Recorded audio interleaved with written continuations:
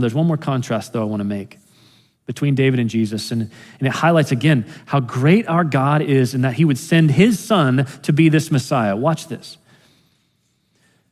Do you remember how David was referred to by Samuel, by God, by others?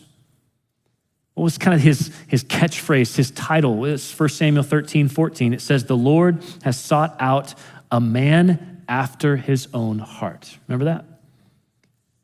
That's how David's referred to, a man after God's own heart, which means that he was longing for God. He wanted God. He pursued God, and that's great.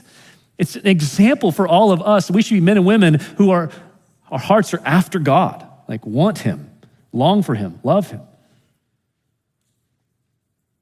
But when we contrast David with Jesus, we see something even greater show up.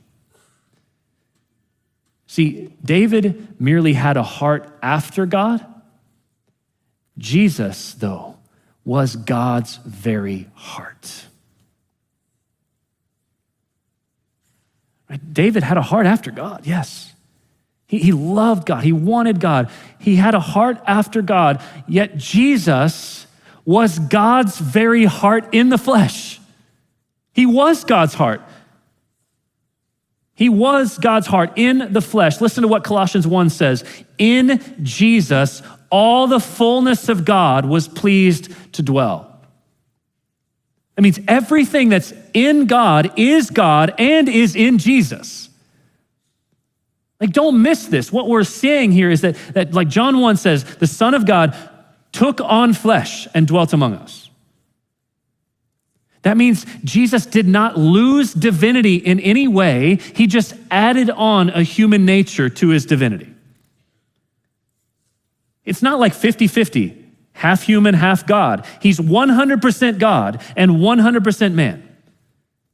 It blows our minds to think about that, but that's true. He did not lose anything. All that is in God, the very heart of God, is seen in Jesus. So that's why this is so important, church. When we look at Jesus, we see God. Everything about Jesus, whatever it is, it shows us who God is. Why am I telling you this? Because when we look at that temple scene, and they saw the wonderful works that Jesus was doing, when we look at that scene, we saw two very different responses to this Jesus.